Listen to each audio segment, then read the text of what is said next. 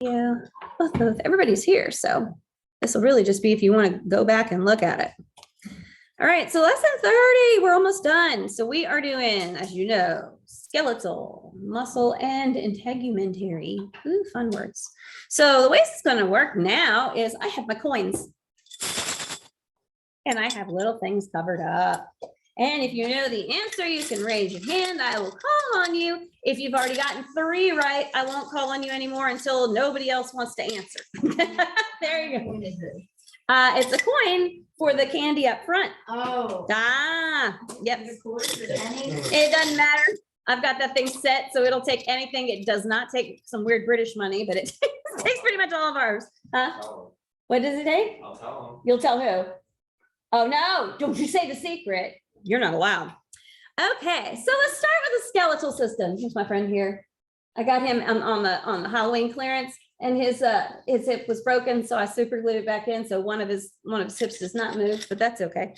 So a skeleton is going to support your body, obviously, protect your internal organs, and assist in your movement, store minerals, and is a site of, I saw your hand first. Yeah, blood cell formation, specifically some red blood cell formation. But yes, you need your bones for lots of reasons. Why is that there? Go ahead. Okay, so your skip one. Oh no, I didn't. Okay, so there are how many bones in the adult body, Shannon? 206 bones. Watch what. Remember where your pile is, because I will not. All right. Then there are 2 types of skeletal systems. Yes. Axial, something like that. That's axial. There's one. Okay, your axial is this first one here. Oh, 206 axial. So this supports the central axis of the body. So that's your skull, vertebral column, and rib cage. The other one supports your bones, arms, legs, pelvis, and shoulder area. All right, Alex. Radial? Not radial. It's a good guess considering we have axial. Yep. There's a morning dove. So it is your appendicular skeleton. So think about this. What's another word for arms and legs? Appendage, right? Okay, there we go. So appendages, that's your appendicular skeleton, makes sense. If you're watching the birds today, keep your eye out for a bright blue one, not a blue bird, a solid blue with some black markings bird. That's my indigo bunting. They're not common. Well, they're okay. They live here and there's plenty of them, but you don't see them very often. And I had him last year. Actually, I had 2. It was amazing. And he showed up yesterday for the first time, and I hadn't filled up the feeder, and he just looked at it and it was empty, and I felt really bad. So I ran out like an hour later, and I've seen him twice this morning. So he's a little bird, but he is like screaming blue color and really, really beautiful. So yes, your appendicular skeleton is your appendages. So that one's easy to remember if you remember appendages. So let's look at your bones for a minute here. So you had a good look at your muscles and stuff today, but you guys didn't chop open any bones, but you could probably see the ones on the end. Did you chop open one? Good. So your bones are a solid network of living cells and protein fibers, and they're surrounded by deposits of calcium salts, which is what makes them more rigid. Now, you think of bones, sometimes you don't think of bones as living, because when you see bones, typically you're seeing them in something like chicken wings, or you're seeing dried up ones, or that, but they're living parts of your body, just like your skin and your muscles and your organs. Your bones are just as alive as everything else. So they have a structure that contains nerves and blood vessels. That's why it hurts if you break one. There's nerves in there, right? And they run throughout the compact bone in channels called Haversian channels. So here's the thing. If you next time you have a bigger bone, it's hard to see on those little ones, but you have one that's been cooked. Like if you ever get a Boston butt, that's a great example, because that's like part of a hip bone. It's a pork thing, but it's big bones, right? If you ever get the opportunity to really look at big bones, sometimes there are little holes going in the bones. You can see them going in the bones. When I had the deer bones out, you could see some of them. And those are the access points for the blood vessels and nerves. The bigger ones are your blood vessels, and you can actually see where they go into the bones, which is pretty cool. So if you look at this bone here, we've got your compact bone over here. And then you've got this end here, this on the end process of the bone. They call this spongy bone. It's not squishy, but it looks like a sponge. It's got lots of holes in it. And oh, go away. I don't care if you're selling men's shirts. Okay.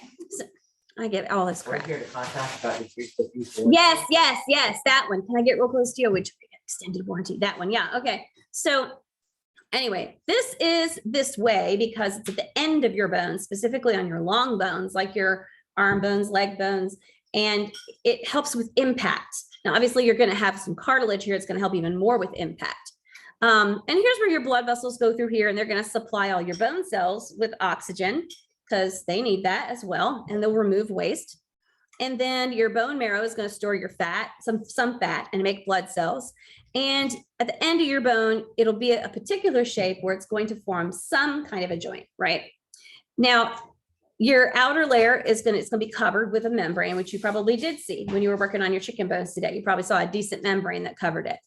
Now, for you guys, right in this area right here, between your spongy bone and your compact bone is where you'll find your growth plate. So your growth plate is a section of your bone that's going to stretch as you grow. It is going to elongate as you grow. So when people have a fracture at a growth plate, it can be a little more concerning because that scar tissue or whatever that forms or however it aligns itself as it heals can sometimes impact whether the bone grows straight, whether it grows in equal length to the opposite bone, the adjacent bone. So, if you break the growth plate on your humerus and you don't break this one, is this leg going to maybe grow a little longer and straighter? And this one's maybe going that direction. So if you break a growth plate, they tend to follow it a little more than if you break it somewhere in the middle of a bone. So that's important to know. So yeah, you've got the squishy stuff on the end, harder stuff in the middle. Now, here we go with this one. Long bones, these are arms and legs, like I was saying, arm and leg bones, are covered by a tough layer of connective tissue. Does anybody know what it's called? Ooh, Piper. She's not sure anymore. Exactly. Jack, not you anymore. Not sure? No, Shannon. Not cartilage. Okay, so this is your periosteum. So look at this one. Osteum being bone, and then this peri thing. Okay, you're going to see this peri a lot of times when you're talking about like a surrounding membrane, like you have a pericardium, it's the sac that your heart is in, right? Oh, that's one of my bluebirds. Isn't he pretty? He's pretty. Windows right here. I like it. Yeah, they will come right up to the windows. Jason hates it because I put those there and they'll poop on the deck. I'm like, yeah, but just for a couple more weeks while they're getting ready to nest and stuff, because then I get to see them up close. And that's a chickadee. Yep. So your periosteum is that membrane. Oh, you were going to do the next one? So what's the type of connective tissue that's soft, strong, flexible, sports body? That's cartilage, Shannon. All right. Did you have a pile? You had this pile. Yeah. This one. No. This one. Yes. There you go. That's But James. I and know who's the other? there if you want. I have one coin, I don't know which one's mine. You're solely on the left. That's yours. Okay. I think. I Yeah. don't know who's the bottom right one. Who's this one? I think that. Okay, who's answering questions? James, Shannon. No, mine's that. This one. is you. Shannon's the 2. Who else answered a Alex question? is the third. I've only answered one. Those are mine then. Or just all right. So yes, you are right. We're talking about cartilage. All right. So somebody tell me, where can you find some cartilage in your body that you can touch? Woo, who's back there? All right. Yes, ma'am, Bailey. Your ears. Okay, Bailey gets one. Where else? Somebody hasn't Cole. Your nose. Okay, good. All right, I'm gonna put you there. All right. So ears and nose. When you see a skeleton, they don't have a nose, right? They just have like this little Voldemort style opening, right? Right? Yeah, well, I mean, I don't know what happened to Voldemort's nose cartilage, but it just disappeared. So disgusting. So yes, Jones from right here.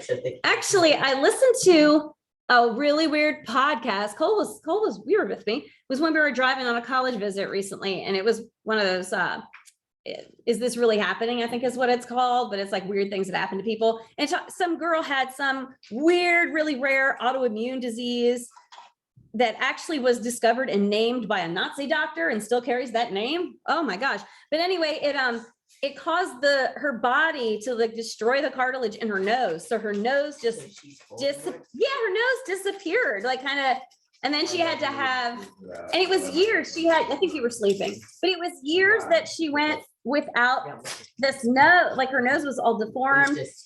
Yeah. And then when she finally got to the point where the disease was under control and they were like, okay, we can, do plastic surgery and do a prosthetic and replace your nose.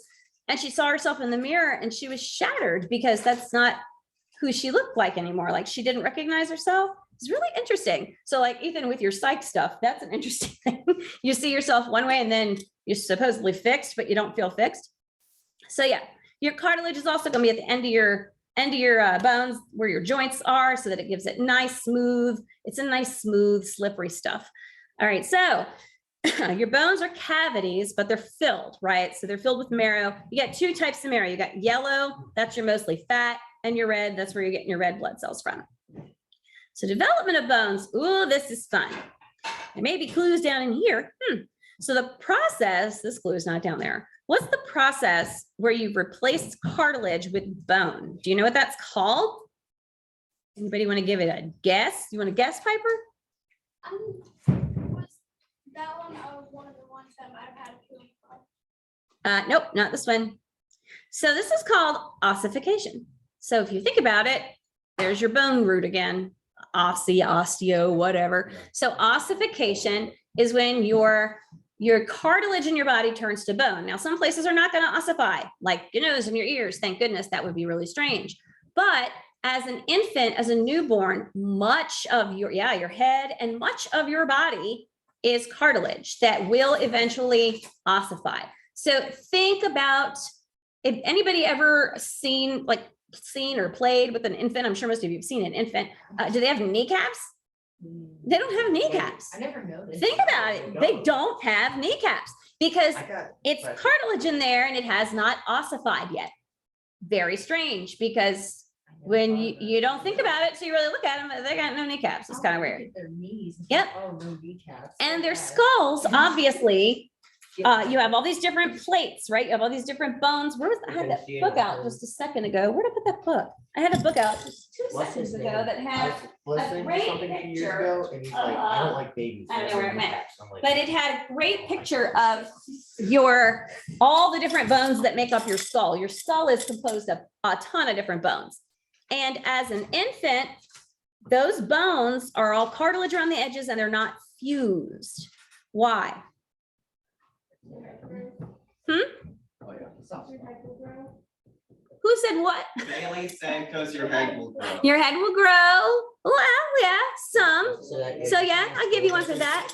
But what's another reason why you have all these bones that are still disconnected and not connected as an infant? In case you take What? The actual birthing process. Ah, yes. Okay. How big is a baby's head?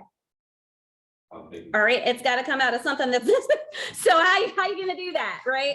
So obviously everything's going to relax. The mom's birth canal is going to open up to some degree. This baby's going to come down, but a baby's head will deform the whole way through the birthing process. It gets completely smushed.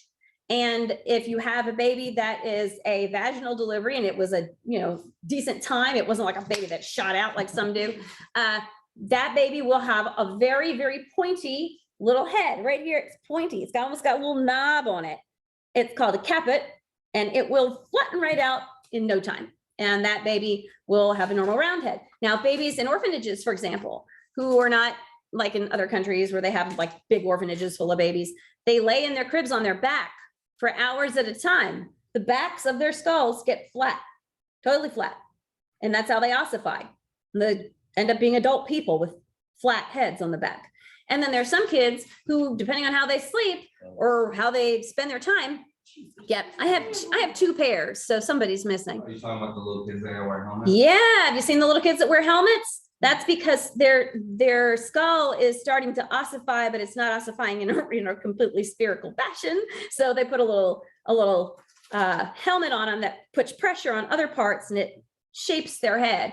There's really nothing going to be terribly wrong with them if their head isn't round. It's cosmetic. It's just, you don't want to go through life with a head that's not round and people looking at you like, what the heck is wrong with you, right? So that's why. Now, interestingly enough, I was telling the younger class this, so poor Cole, you get to be my example, but babies' heads that are, the bones are not connected, right? You know, have that little soft spot. People say, oh, it's called a fontanelle. You can actually watch their pulse in it. It's kind of weird. But they can actually take advantage of that sometimes in the birthing process. So babies are supposed to be born standard, the easy way is their faces are looking down as they're coming out. They actually turn in the birth canal, and their shoulders go one way and their faces look down. But some little stubborn buggers are looking up, like this one. You were sunny side up. They call it sunny side up. It's called posterior, but sunny side up.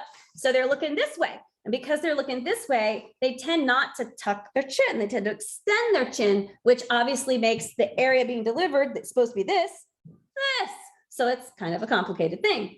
But doctors can actually reach in, grab, this sounds crazy, grab the inside of that skull plate and turn it like a rotary dial phone a little bit at a time and get the baby to turn. Sometimes they can turn them all the way. Cole only turned half the way, but but sometimes you can get them to turn all the way. So it's really interesting. You can, I mean, think about that. You wouldn't think, like, it's kind of a gross thought, like you're grabbing a bone in some little fragile infant skull and like turning it around.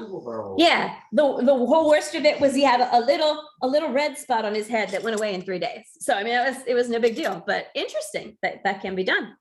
So which of these here is going to be the cells that secrete mineral deposits so that you can replace the cartilage in the developing bones? Ooh, osteoblasts.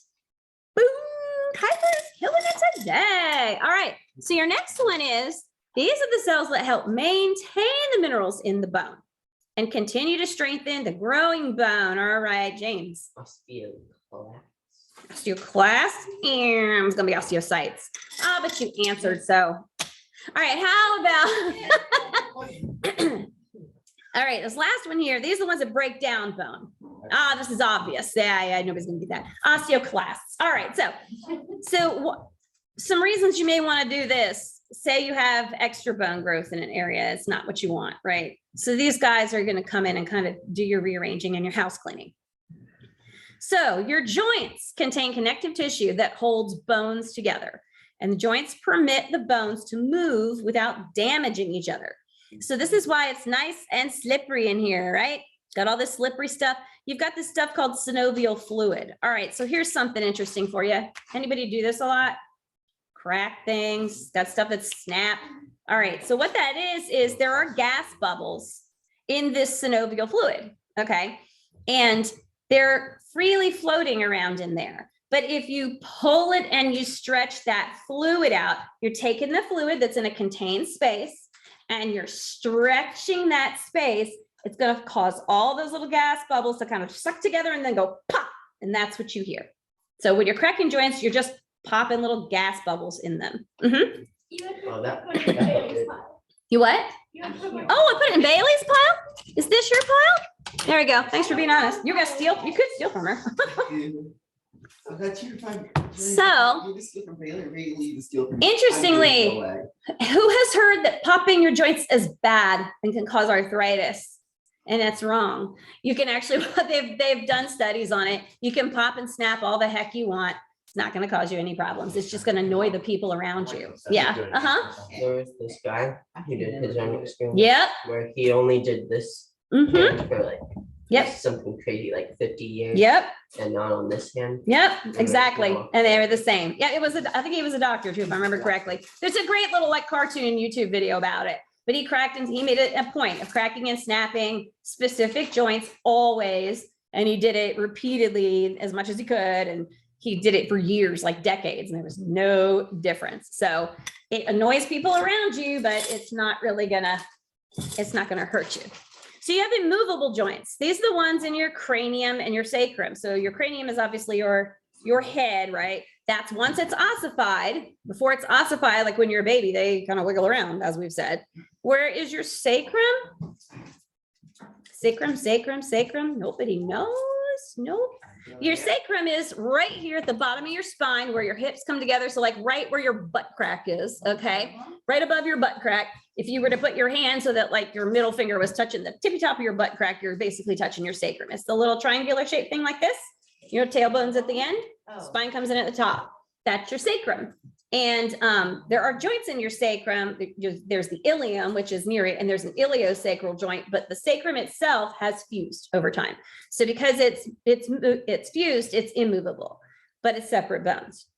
Your semi-movable is like your vertebra, for example. Like you can go this way, you can go this way, you can go this way and this way. You can kind of do like so, but you can't do that with it, right? That would not be good. If your spine was doing this, it would be a real problem. You don't want that. Or if your spine was like going all the way around, not good. So your freely movable are going to be all these appendicular ones, right? So this is your ball and socket, your pivot, your hinge, and your saddle. So these are interesting. Ball and socket. Somebody give me an example where you would find a ball and socket. Ooh, I'll take Bailey. You're where? Hip. Your hip's the best example of your ball and socket. So your hip and your ball and socket. That's why I was saying, I told you guys about the dude with the hip replacement, right? Exactly. Yep. I couldn't remember if I told you or not because I knew I told the other class. Yep. So your ball and socket, your hip is a great example. Another one is I don't think you actually told us. right here. Did I tell you or not? I told the other guys? Okay, so hip replacements. So they've changed how they do them actually now. They used to come in through here and make a really big incision, like along kind of the back of your thigh up towards your hip. And it was a big incision. Now they've got some of that they do through the front. And it depends on what kind of a hip replacement you need, but you can get them through the front sometimes now. So like 2 years ago, my mother-in-law got her hip replaced. And one of my father-in-law's Naval Academy classmates got his hip replaced a day apart. So they compared progress because he had the big cut and she had the little cut. And she was like up and moving around and in like a day and a half. It was nothing. Whereas he had to go through more. Knees are really hard from what I hear. Hips are easier than knees. So anyway, I was watching a documentary this morning. If you're interested in documentaries, this one was called The Bleeding Edge, and it's on Netflix, and it's about medical devices. So what's interesting is like the FDA is they certify everything you put in your body, right? Devices, drugs. So if you want to get a drug tested, you have to go through all these trials and steps before it goes to market, unless it's like, a COVID vaccine, and we're just going to skip all that because that's kind of what we did. So anyway, you have to go through all these steps, right? But devices have different rules. So the way the rule for devices works is, and I did not know this till this morning, I was stunned, but say you create a brand new first ever ball and socket joint for hips. You are the first person to create it. You get to go through all that testing, make sure that it's safe, yada, yada, yada. It finally goes to market. Boom. You've done all the research and development. Okay. Next company. So you have product A. Next company comes along with product B. All they have to do is prove that product B is similar enough to product A. And if they agree it's similar enough, it gets approved without all the testing. They go, oh, it's similar enough. Then product C comes along. All it has to do is prove that it is similar enough to product B. So by product D, how close are you to all the research and testing that was initially done? You are 3 steps removed because now you only have to prove that you're like this one. So as this happens over time, it gets further, it's like copies of copies of copies, right? It gets further away from all the research and testing. So in this documentary this morning, there's this man who is an orthopedic surgeon. This is what he does, is orthopedics, right? He does, replacements and joints and all these surgeries. And he's also an avid cyclist, and he was having issues with the hip. And the hip, there are multiple options for hip joints. There's like ceramic and ceramic, metal and metal, ceramic and plastic, plastic and ceramic, metal and plastic, plastic and metal, metal and ceramic. There's basically, those are the combinations. Plastic, never plastic and plastic, but plastic, ceramic, and metal. The metal they use is, he said it was cobalt and steel. And they said, this is the best one for people who are really active. And he's really active. So he got cobalt and steel metal put together like an alloy, both pieces, and was back on his bike cycling. In like 3 weeks. He did a century, which is a 100-mile ride. So he was doing great. A couple months later, he was having some like brain fog, couldn't remember words. Things were getting a little weird. And then he started having like some emotional and psychological issues. Then he went to a medical conference, and while alone up in his hotel room, dude took the little hotel pen. Those little hotel pens? They like wrote on the walls all over. That ran out of ink. I guess he found a marker, wrote all over the walls with a marker. That ran out. He got the bar soap, started writing on the mirrors with the bar soap. Complete break, complete psychological break, just snap. So obviously goes to the hospital, does all this stuff. When he gets back home, he's like, okay, he's a doctor. So he's like, I got to figure out what this is. So he did some blood tests and he checked for heavy metals because heavy metal poisoning can cause issues. And he had 10 times the acceptable level of cobalt. Where does he have cobalt in his body? Hip joint. So these are things that you have to consider if you're getting a device, and a medical device is anything from a pacemaker to a cataract lens. And most people, you know, at some point are probably going to get something. My mother has cataract lenses. Jason has screws in his knee. I know my grandfather had a pacemaker. I know a friend who's really young who has a pacemaker, but all these things. So it's not to scare you, but it's really interesting to know how that process works and how much testing and vetting is really done on those devices.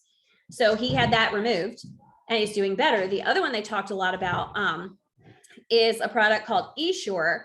And eSure is a quote unquote non-surgical female sterilization option. So what it is this little metal springs, little tiny metal springs, and they non-surgically go up through the uterus into the little fallopian tube and put the little spring there. And then they do the other side too. So you've got two little springs which cause an immune response. And then you get scar tissue and then the tubes are blocked. So now there's no egg and sperm coming together because the tubes are blocked. Great idea. You don't have to go in and surgically cut tubes and all that like they used to do. But there are now tens of thousands of women who have had major issues, all kinds of issues that just weren't good. And people weren't believing them. And sometimes they migrate out, like they'll end up in a uterus or somewhere else. It's interesting, medical devices. I knew a girl whose IUD, which is supposed to be in your uterus, ended up in her abdominal cavity because it migrated right through the wall and for real. So interesting when you're putting stuff in your body that doesn't belong. Joints are one of the most common ones. So and we talked about ball and socket, pivot. Where do you have a pivot joint? Anybody know? Where do you have a pivot joint? Just maybe kind of, do you know? Kind of. A great example is here. Yeah, from your neck. And then you got a hinge. Yeah. Elbow. Elbows. Yeah, elbows are good. Hinge. This you? This you. I'm only at one point, correct? I should be at one Yes, point. yes. You put my cone with it. I don't know. No, you should be at 2 points. There you go. I answered one question. I think you had to. Anyway, hinges obviously are things like this. And then saddles are a little harder. Saddles are like in your fingers. So here's a good, it shows you where they belong. Yeah, a saddle looks like that. So it's kind of like where your knuckles come together versus a hinge, which looks like that. So you can really see a hinge here in your elbow, right? And then the pivot up here, you can let your neck turn. But there's also a plane joint. That's the one in your ankle, James. So that actually allows for this kind of thing, which is interesting. And then you've got your ball and socket here. And then this one, your condyloid joint, it's a little different. That's in your wrist too. And that kind of allows for, it's sort of like a ball and socket, but not quite as deep as you want to think. So these are all your different types of joints. Now, what holds bones to bones?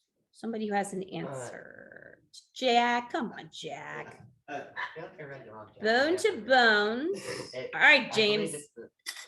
Ligaments are bones to bones. The Okay. answer It says right on the there. screen. Yep.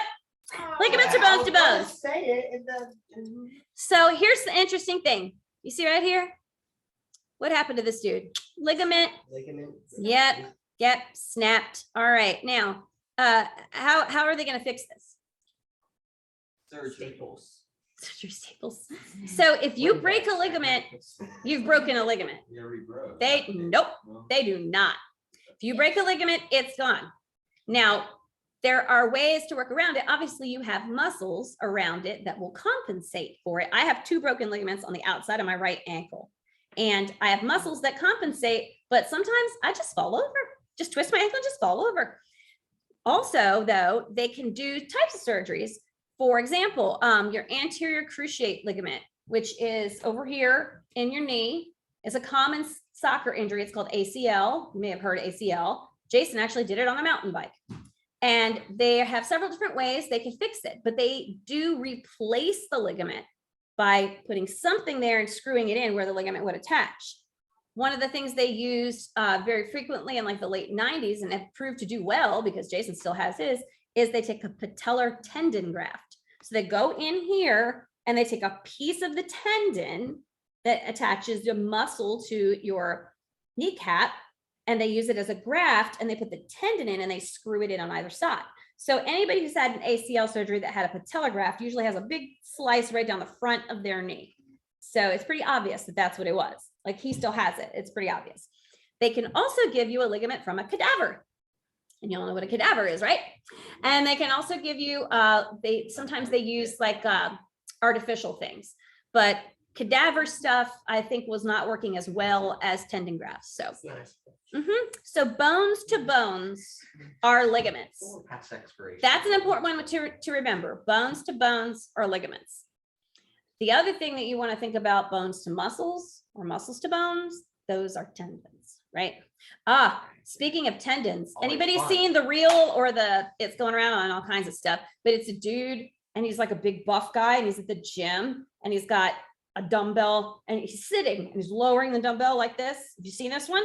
Maybe. It's insane. He gets to right about here and both tendons here in his arm snap almost simultaneously. He puts it down and you see his muscles go boom, boom. And it's gross, but it's wild because you can actually see his muscles are so big. You can actually see the whole muscle shrink back when the tendon snaps loose, like letting go of a rubber band. It's crazy. So here's fractures. People will sometimes say, I didn't break my bone, I just fractured it. Same thing. A fracture is a medical. I hear that all the time. or broken bone. The noise that. It is a medical condition characterized by a partial or complete break in the continuity of the bone. Most human bones are strong and can generally withstand strong impact or forces. However, bones break when the pressure or force applied to them. You're gonna feel really bad for this guy by the end of this. He has a really rough time here. Like most people do at the gym. Bones are the skeleton of the body that allows us to interact with our environment. They act as attachment points for muscles, which allow for running, jumping, sitting, kneeling, grasping, and lifting. As we age, the bones become brittle and the force they can handle or withstand reduces. This increases the risk of fracture. Cole, you did it. Look at the car. Immediate medical care is needed after a bone is fractured, as serious fractures can have severe complications if not treated immediately. Complications include damage to the blood vessels and infections of the bone or surrounding tissue. I just think of Types of fracture fracture. in the injury. Traumatic fracture. This type of fracture is seen from a trauma, such as fractures due to a fall, accident, fight, etc. Poor man. Fracture. This type is as a result of an underlying condition or disease that has already weakened the bone, such as cancer or osteoporosis. Closed fracture. It is also a simple fracture. In a closed fracture, the broken bone does not break the underlying skin. Open fracture. In this type, the broken bone tears the skin and may thus expose the bone to contamination. With an open fracture, there is a high risk. I don't know why he has a ventilator going. Transverse fracture. It feels too A bad. fracture where the break is in a straight line across the bone. Spiral fracture. A fracture where at least one part of the bone has been twisted. Oblique fracture. A fracture where the break is diagonal across the bone. Impacted fracture. A fracture where one fragment of bone goes into another. Bone fragments are driven into each other. Avulsion fracture. A fracture where a fragment of bone is separated or pulled off by a ligament or tendon.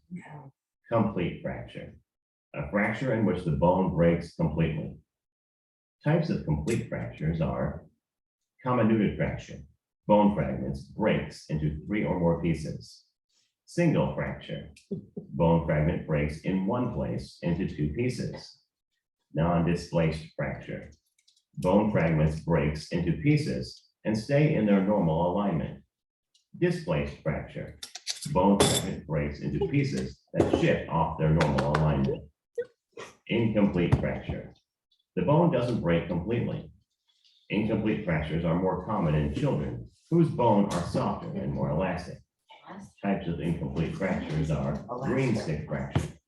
The bone partly fractures on one side, while the rest of the bone is bent. Hairline fracture. A partial fracture of the bone, usually in a thin crack. Torts or buckle fracture. The bone is broken on one side, and a bump or raised buckle grows on the other side. Causes. Falls. direct blows or strikes. to the body. This poor man, Injuries from sports, They're just staring at him. osteoporosis. his whole life is a repetitive disaster. forces caused by running, automobile accidents. Risk factors may include Being old. being old, I love it, being I old. don't know what they thought being Alcohol. old was a cause because they use had of it gotten to corticosteroids, risk. being physically inactive. Not very Symptoms, healthy though. No. intense pain in the site of the injury, He drinks. swelling, bruising, and. Drinks and gets in redness fights. the injured It area. gets old. Yeah. Deformity in the injured area. Old. Difficulty moving or supporting the weight with the affected He's trying area. to do a P-bar routine. Diagnosis and treatment. The doctor will ask about symptoms, examine the injury, and look for other injuries that may have occurred.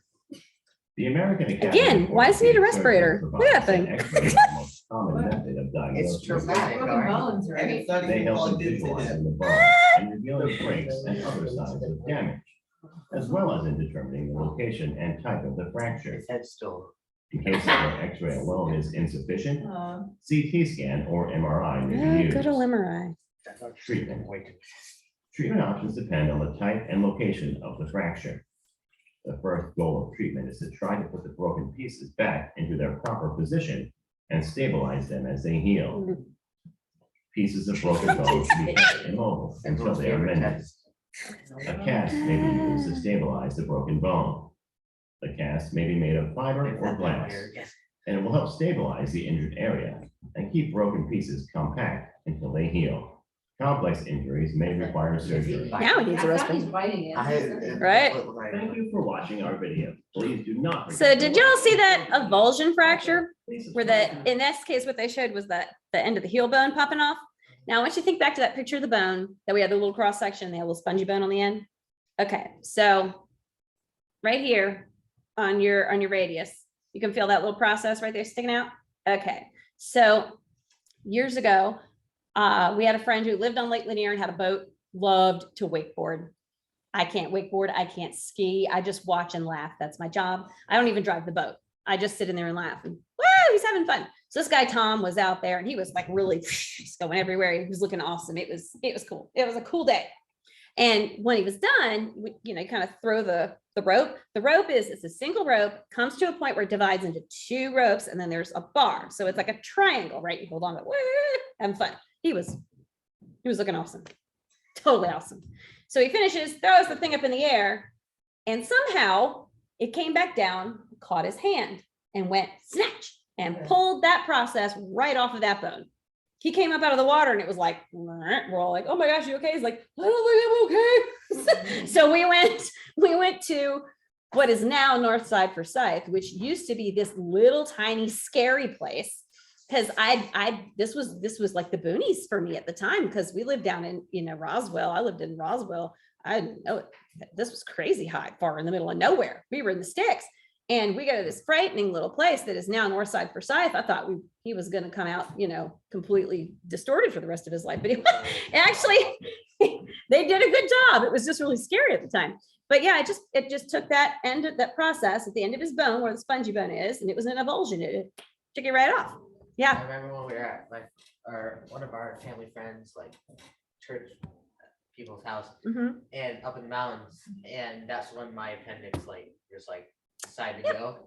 Yep. And then I remember we were at the hospital, and I'm like, from the outside, I was like, all right, cool, all that. And then they took me back for an ultrasound, and then Mhm. I just no lights, no nothing, and I'm like, oh my gosh, this is. I'm gonna die here. This is frightening. I'm gonna die I'm here. just looking straight up at the ceiling, Have they even given you the good drugs yet? No. Oh, see now. I didn't get to The good drugs. They gave me the good drugs with my appendix before they sent me to the little CT machine. So that whole experience is kind of interesting for me, what I remember of it. Yeah, they did Because they've so, been like, here's some morphine. By the way, They- I'm going to tell you now because they will not tell you. But if you ever have to get morphine for something, like, your appendix about to explode in my case, if you ever have to get morphine for something, it may make your chest feel like you're having a heart attack and you're about to die, because there is this extraordinary amount of pressure and you feel like you can't breathe.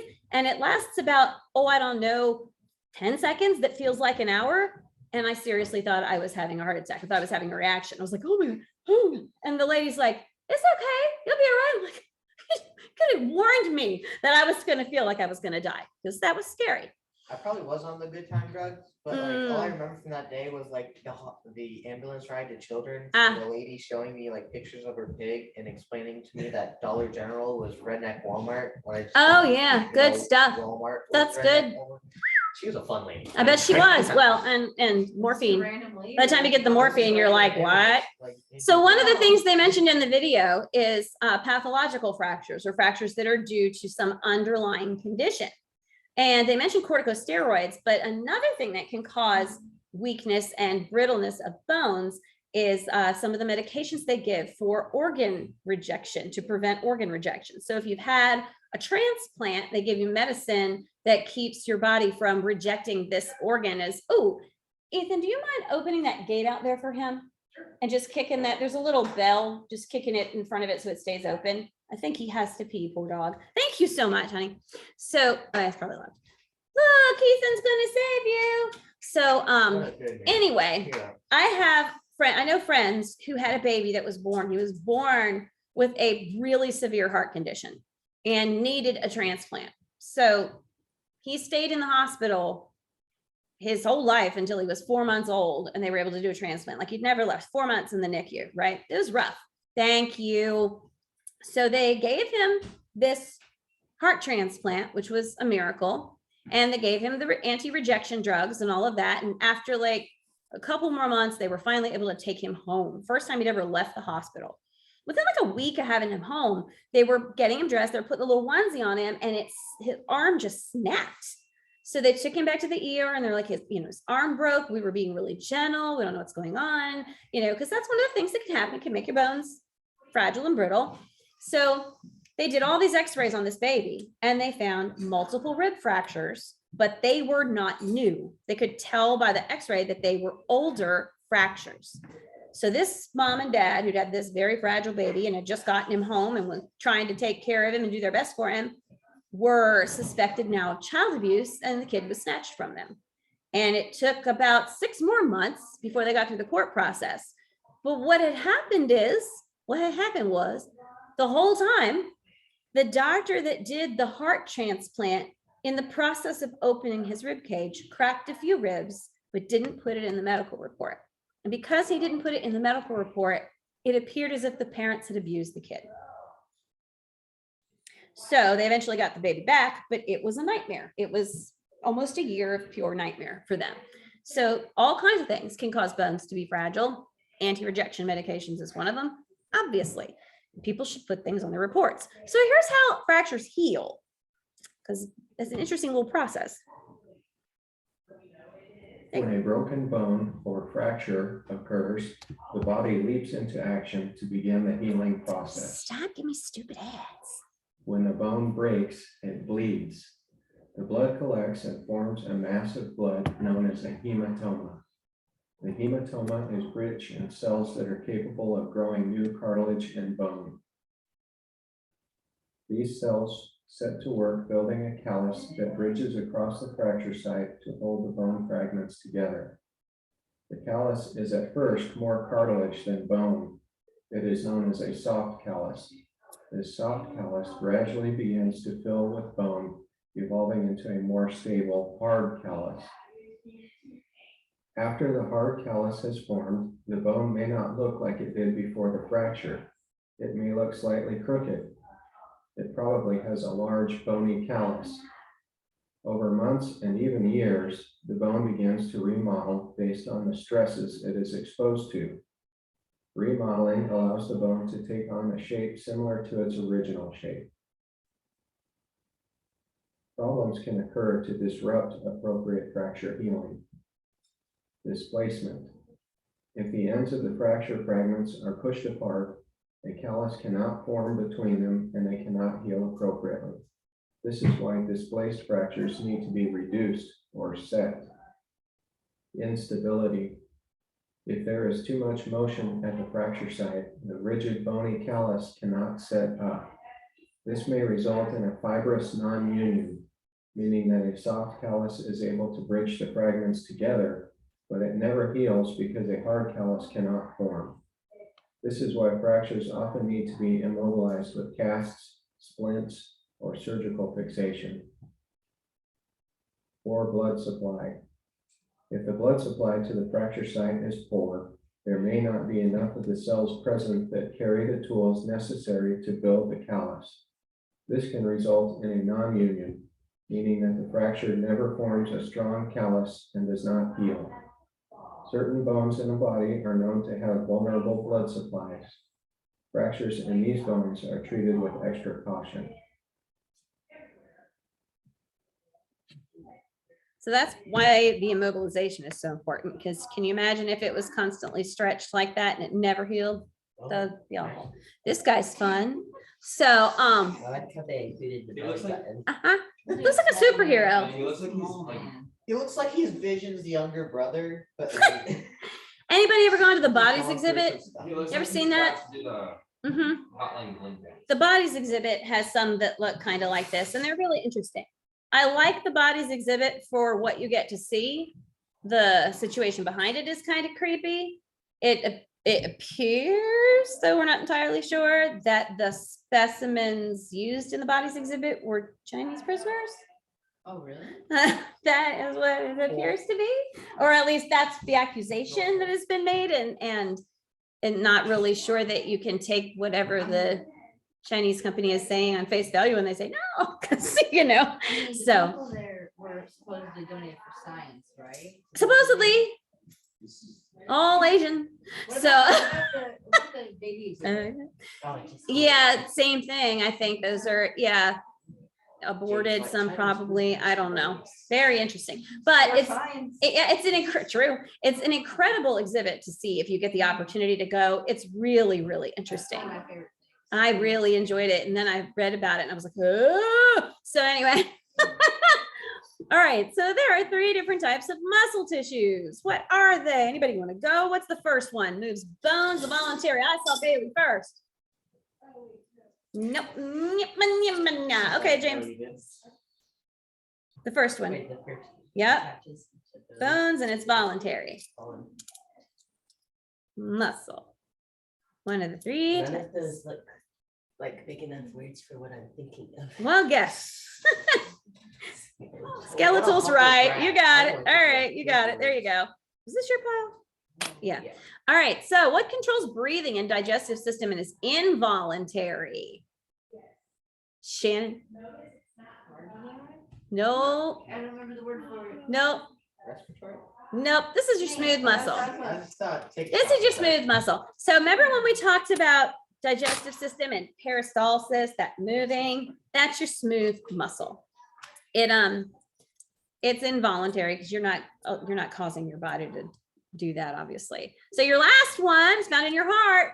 Cardiac? Yeah, Jack got one. Cardiac. There you go. Cardiac's found in your heart. It's the only place it's found. And if you look at it, I said it's the last one. Oh, that's it. And then you're like, oh, is it? these would be illustrations of microscopic views of how those muscle fibers are arranged, and they're very different. Also in it's just a muscle. I don't know what it is. Oh yeah. Yeah. So if you, I may have mentioned this one to you guys before, but we did chicken today. Who likes light meat? Who likes dark meat? Who likes light meat? Light meat. And who likes dark meat? I like dark meat. Okay. Where's the light meat come from? The white meat chicken. Where's it? Comes from the breast. Okay. What's the purpose of the breast muscle of a bird? To flap. Very good. So it's actually called fast twitch muscle. The white meat in a chicken is called fast twitch muscle, and it will. Yep. That's a purple-headed house finch, and that's just a finch. Purple, it's red. I know. Oh, is that my bunting? Yeah, there he is. Do you see him? Yeah. That's my indigo bunting. Oh, that's why I pointed to you before, but. Isn't he right after I pretty? said it. He's so pretty. So anyway, if you like white meat chicken, you like fast twitch muscle, because that's what it's meant to do in birds. It's meant to go rapidly twitch to keep them in the air and not get tired. However, chickens don't fly. They just still have that muscle. And your dark meat muscle is your just, your everyday slow twitch muscle. It moves your body. Whoop. So next we have muscles are joined to bones by connective tissue called tendons. Bone to bone is ligament. Muscle to bone is tendon. Always remember that one. So that's why that dude Pop, pop. I'll have to find you that video. It was crazy, man. So skeletal muscles generate force and they produce movement by pulling on body parts as they contract. Your muscles pull on your bones, and your muscles work in pairs. When one contracts, the other flexes. When one flexes, the other contracts. They work in pairs like that. So you can even feel it right here in your arm, your bicep here. If you put a finger like here and here, and you contract this way, you can feel this muscle contract and this one relax. And if you stretch it back out, you can feel the opposite happen. Like if you touch them, you can actually feel them do it. So your flexors are what's contracting and your extensor contracts when the angle increases. So this is how muscles work. And this is, I think, one of the most fascinating things about the human body. I mean, muscles are not my favorite system, but this is fascinating. So this is how muscles actually contract. And it's tiny, tiny, but it's awesome. My name's Heather, and today I'm going to talk to you about the sliding filament theory. When you look at our skeletal muscle fibers under a microscope, you will notice they are striated in nature, meaning that they look like they have bands across them. Well, if you look at muscle fibers even closer, skeletal muscle fibers are actually formed. She by says two skeletal, different and I don't know filaments why. that give it this You have to appearance. forgive her.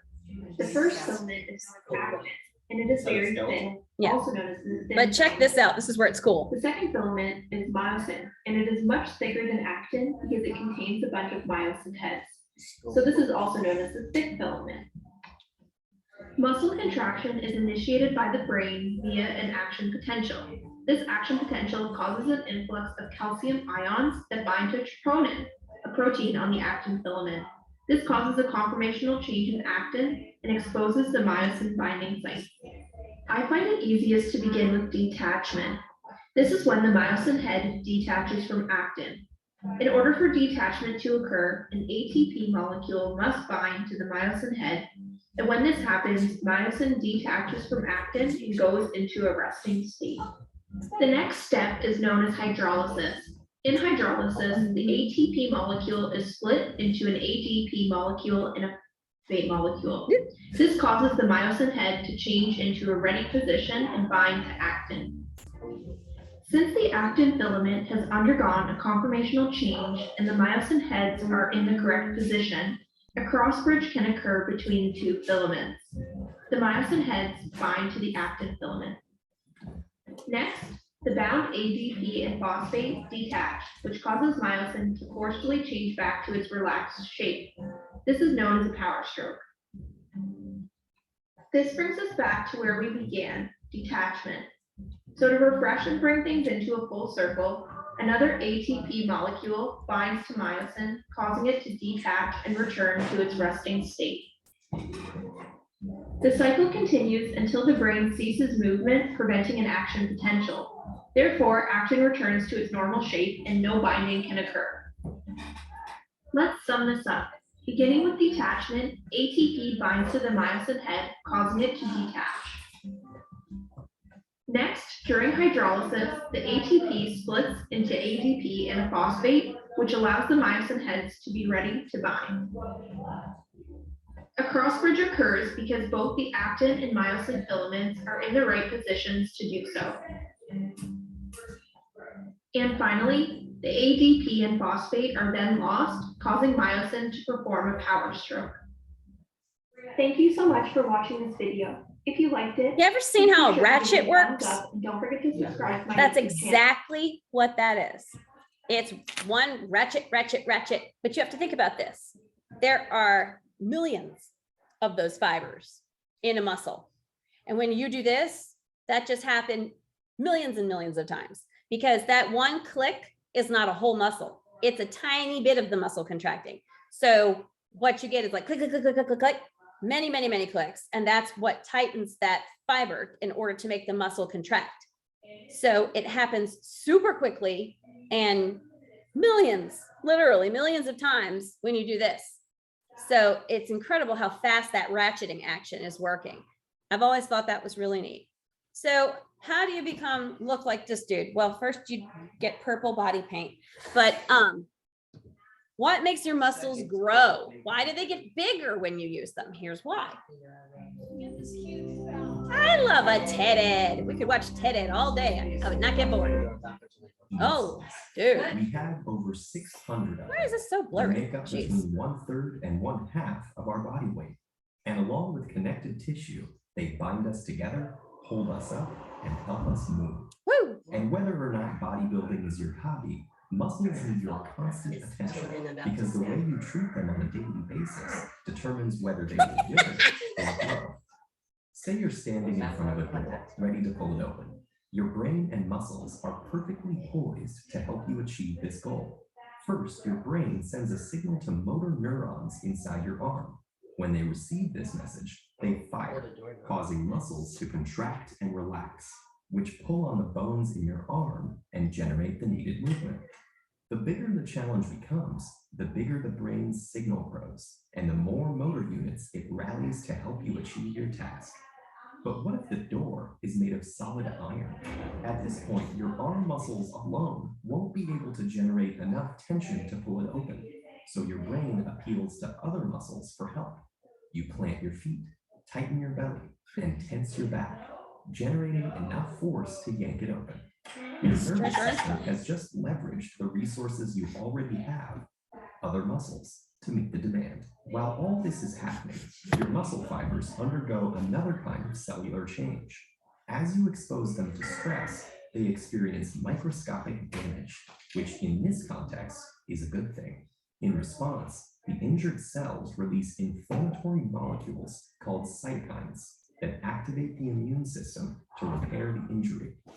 This is when the muscle building magic happens. The greater the damage to the muscle tissue, the more your body will need to repair itself. The resulting cycle of damage and repair eventually makes muscles bigger and stronger as they adapt to progressively greater demands. Since our bodies have already adapted to most everyday activities, those generally don't produce enough stress to stimulate new muscle growth. So to build new muscle, a process called hypertrophy, our cells need to be exposed to higher workloads than they're used to. In fact, if you don't continuously expose your muscles to some resistance, they will shrink, a process known as muscular atrophy. In contrast, exposing the muscle to a high degree of tension, especially while the muscle is lengthening, also called an eccentric contraction, generates effective conditions for new growth. However, muscles rely on more than just activity to grow. Without proper nutrition, hormones, and rest, your body would never be able to repair damaged muscle fibers. Protein in our diet preserves muscle mass by providing the building blocks for new tissue in the form of amino acids. Adequate protein intake, along with naturally occurring hormones like insulin-like growth factor and testosterone, help shift the body into a state where tissue is repaired and grown. This vital repair process mainly occurs when we're resting, especially at night while sleeping. Gender and age affect this repair mechanism, which is why young men with more testosterone have a leg up in the muscle building game. Genetic factors also play a role in one's ability to grow muscle. Some people have more robust immune reactions to muscle damage and are better able to repair and replace damaged muscle fibers, increasing their muscle building potential. The body responds to the demands you place on it. If you tear your muscles up, eat right, rest, and repeat, you'll create the conditions to make your muscles as big and strong as possible. It is with muscles as it is with life.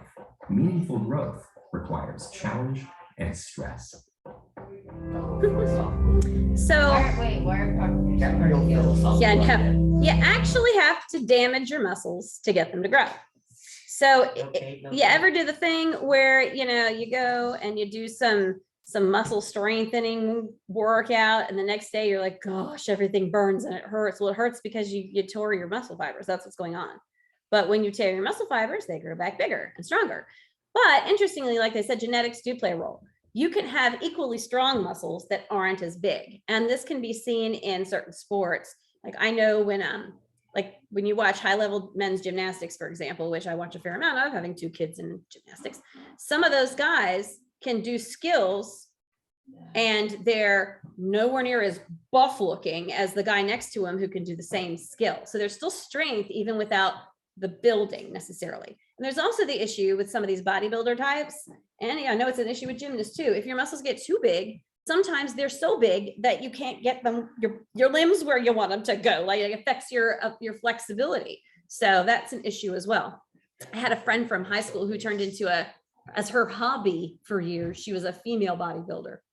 It was interesting. She'd post pictures, they like spray tan themselves orange or whatever, so you can see all of their muscles better in the light and shadow. Weird. Huh? I remember going to, like, when I was at the gym one time, I did like the thing with your legs where you push yourself up on the machine. And I started off at like 50, I think. Yeah. I'm like, hey, this isn't so bad. Went to 60. I'm like, all right, cool. So I just put it up to 80 and then like 3 sets Regretted of it. 10. And then the next day I'm like, I cannot walk. Yeah. This is true. So when we talk about the integumentary system, okay, this is your skin basically and everything involved with it. So this is what serves as your barrier against infection and injury. It's going to help regulate your body temperature, remove waste from your body, and it gathers information. Think about it. You have sensory receptors in your skin, right? And it's going to be where your vitamin D is produced, which you get from the sun. So your integumentary system has different structures. Your skin and its related structures, the hair, nails, several types of glands make up this system. So what is the outer layer of skin, the dead part, called? Who knows? Let me see, anybody besides Alex? I think I only have 2 points. All right, what is it? Epidermis. That's your epidermis. Is this you? This is you. Yes, that's him. Okay. That's Yeah. whole The epidermis is idea. correct. So all this you see here is your epidermis. That top layer is dead. That's why they say exfoliate, but the top layer is dead and it's full of, it's supposed to be dead. It's full of keratin and It's dead, so it's waterproof. It can't feel as much pain. Yeah, it's waterproof. dead so that if the virus touches your skin, Mhm. your It entire doesn't skin touch live cells, That correct? can't reproduce because Can't get inside. it requires living cells. Very good. So the thick layer that's most of your skin, what's that? Jack- Epidermis? Not endodermis. No. The dermis? The dermis. All right, that's your dermis. All right, so your dermis is the thick layer. This is where like a lot of your true skin stuff is. So this is your nerves, your blood capillaries, sweat glands, hair follicles. If you've ever had a deep enough cut that you can like look in and go, that's you've cut into your dermis. The bottom one is your not endodermis, No. subcutaneous layers. This you? No, I think she's. I think she's this one. I thought That's the next one. And one of them. So I need to make a sheet with names on it. Yeah. So this would be your subcutaneous layer. So this is your deepest layer. If you cut into this, it super hurts, right? It's mostly fat. You ever had a cut so deep you can see fat? That needs stitches in that case. Yeah. So there's connective tissue in here, and this is where most of your body fat goes. Wait a minute, was that thing there the whole time? Yeah. Yep, sure was. I was Sure checking was. out. So it acts as insulation. I didn't even notice it. So when you do surgery, for example, when they cut into somebody for surgery and they get into the fat layer, it's yellow. It's called adipose tissue. That stuff, it's icky. So the tough fibers that cause waterproofing, does anybody know what those are? It doesn't say it on that little thing. It's so small. That's you again, right? Keratin. So keratin is it's a type of protein similar to like collagen, this kind of thing. So keratin you find in your hair, in your nails, and in your skin.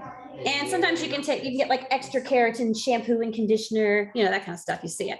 So what causes melanin production in your skin?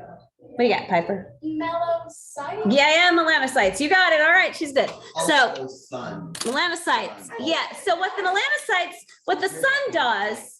sun does is it causes more of those. So here's why.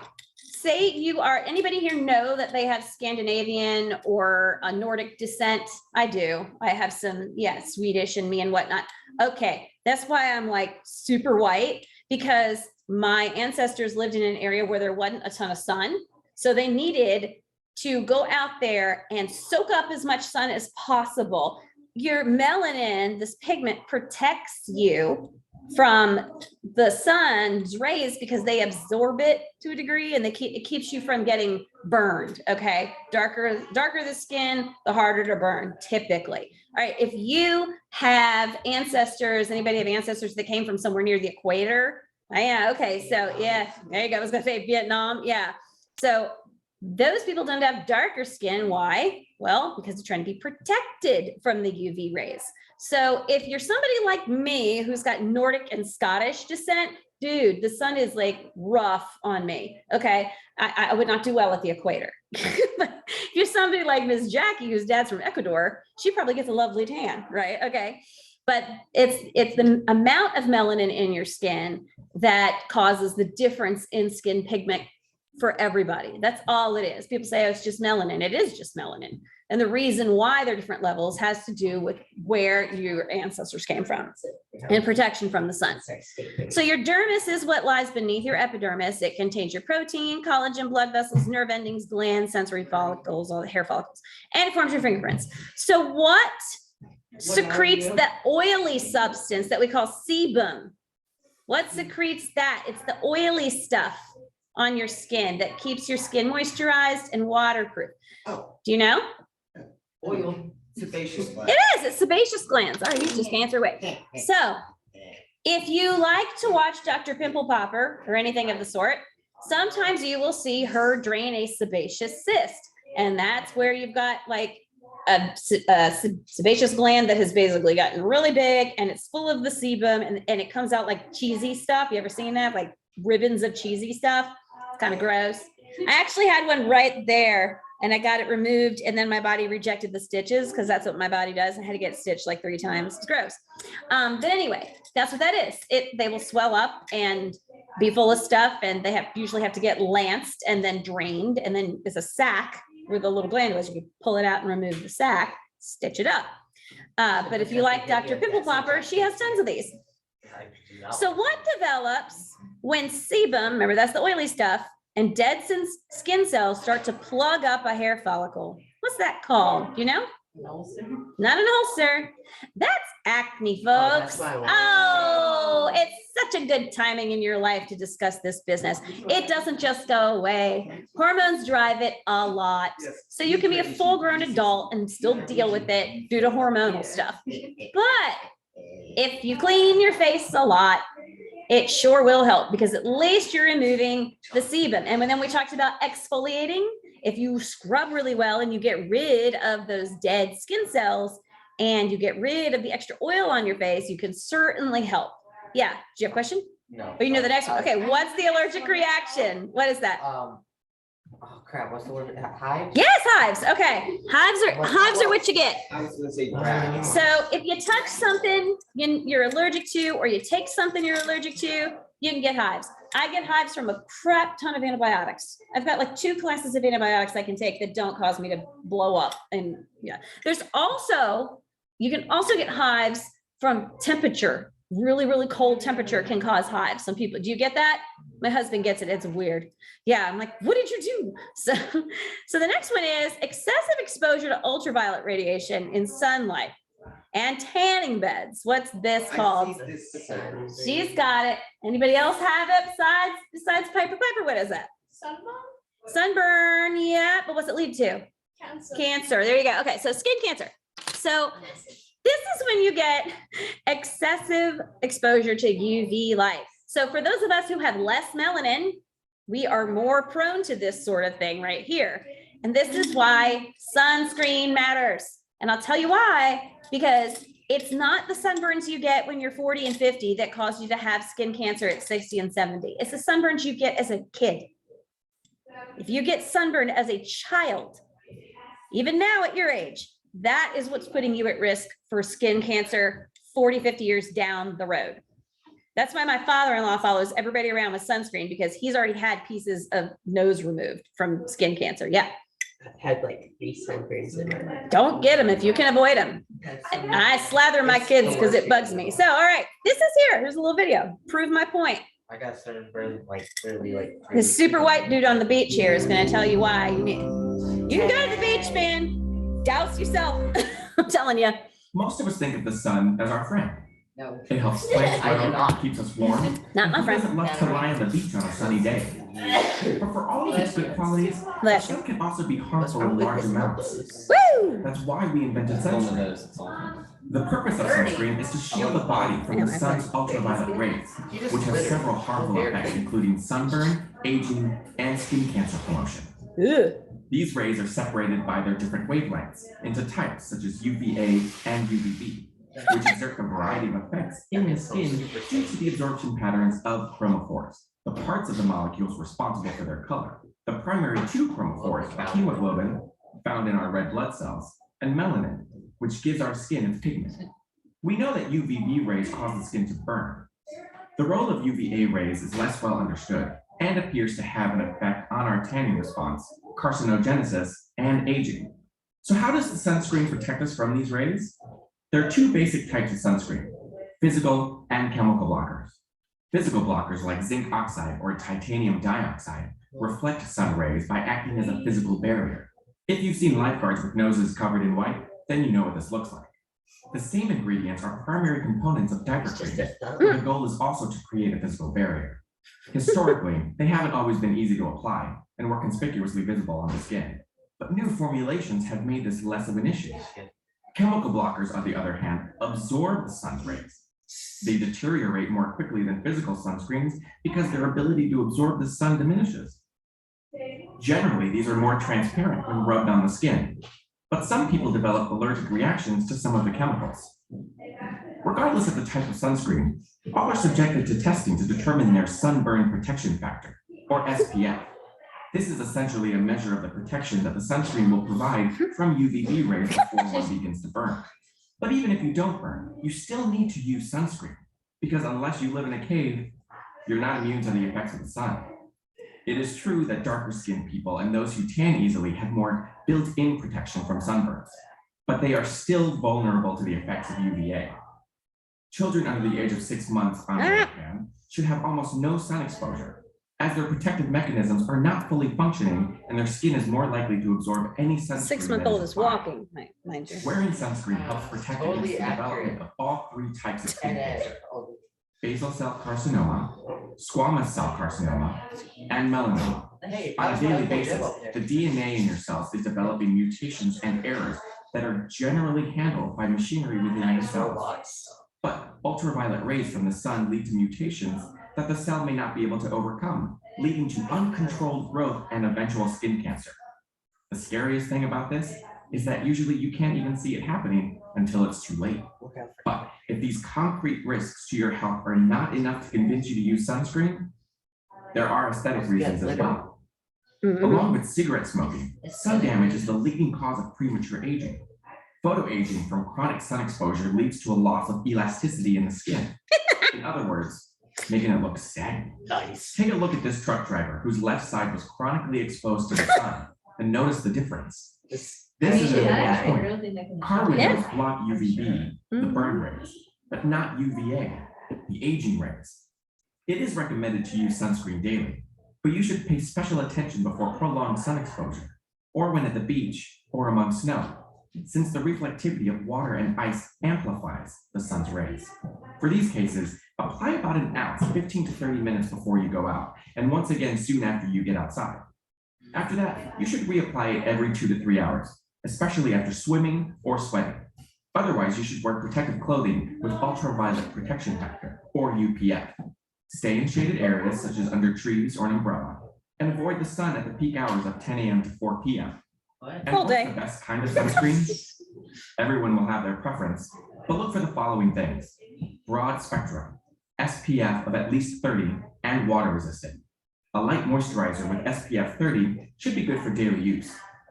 Take note if you decide to use a spray. They take several coats to effectively cover your skin, like painting a wall with a spray can versus a paintbrush. Yeah. So, enjoy the sun, but enjoy it with sunscreen.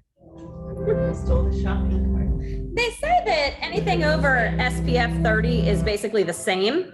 That it doesn't give you any additional benefit. I'm not sure I believe that It's more because like SPF 50. Yeah, I have found that I will burn through everything but sport spray at 100. That sport spray, you put it on and it's like a film. Like you have to scrub it off in the shower. If you walk someplace dirty, like you put it on because you're walking around a city or something, all the dust will stick to you. It's like a stocking or something. It's gross. That stuff works for me. So this is important. I'm sure you all want to know this, right? Yeah, how not to get pimples. How do we not get Acne, pimples? also known as zits, pimples, spots, blackheads, and whiteheads, is a condition that shows up as different types of red, often irritable bumps on the skin. Teenagers are the most common sufferers because of the hormonal changes that come with growing up. And if your parents acne as teens, it's more likely that you will too. And in some rare cases, individuals also suffer from acne into their adult years. Today, we're going to dive into the world of acne to get a better understanding of the different types of symptoms, get our heads around which individuals are most susceptible and why that is. Welcome to this episode of the Infographic Show, Why Do We Get Pimples and Zits? According to the National Institute of Arthritis and Musculoskeletal and Skin Diseases, or NIH, an estimated 80% of people between ages 11 and 30 will have acne outbreaks. So it's very common. Most of us will suffer from pimples and zits at some point in our life. It's a condition that affects the skin's oil glands and hair follicles, usually on the face, neck, back, chest, and shoulders. Doctors don't know exactly what causes acne, but they say there are certain things that play a part.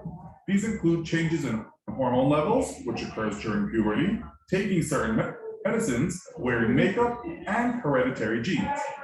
In all cases, taking care of your skin will prevent outbreaks from becoming worse. But what are the other reasons for pimples and zits appearing? One common reason we hear thrown around is that eating chocolate or greasy foods can cause spots. Is that really the case? Let's look more closely at the evidence and see if there's any truth behind the rumor. In 2016, British news outlet The Guardian ran it says 2016. exploring the relationship between greasy foods and acne. They referenced research from a number of sources, including the British Association of Dermatologists, who state that there is little evidence that any foods cause acne, even chocolate and fast food. This confirmed a study by final year medical students at Melbourne University. But research from the British Medical Journal showed that a diet high in dairy, particularly skim milk, can increase the severity of acne. So maybe chocolate is okay, but apparently some foods can cause pimples and zits. Next, we came across a study on the U.S. National Library of Medicine National Institutes of Health, conducted in 2014. They wanted to assess the effect of chocolate on acne in males between the ages of 18 and 35. The men were given capsules filled either with pure cocoa or gelatin. Each participant consumed 6 1-ounce capsules in one sitting. Pure cocoa and gelatin were mixed so that the participants consumed different levels of cocoa. Well, if you like chocolate, you won't like the results. People's pimples skyrocketed the days following chocolate consumption, and the study showed that chocolate increases acne by 169%. However, don't go trashing all your candy just yet. Seppo Fusa, who runs acneeinstein.com, a place for rational advice on alternative and natural acne treatments, picked this study apart. He claims there are a couple of issues with the way it was conducted. Firstly, 14 participants is a very, very small study group, and small study groups are always prone to errors. Secondly, there was no real control group comparison between cocoa and the placebo gelatin. So does chocolate give you pimples and zits? We couldn't find a definitive answer, as there seems to be arguments for both sides of the debate, but of course, gorging on chocolate is probably not the best dietary idea anyway. So what are the other causes of pimples and zits? Well, we mentioned at the beginning how hormonal changes while growing up is one of the main causes, and hormone imbalances are at their most extreme when our body goes through puberty. Let's take a look at what happens and why people break out in spots. Girls may begin puberty as early as age 6 to 7, but typically go through it at age 11.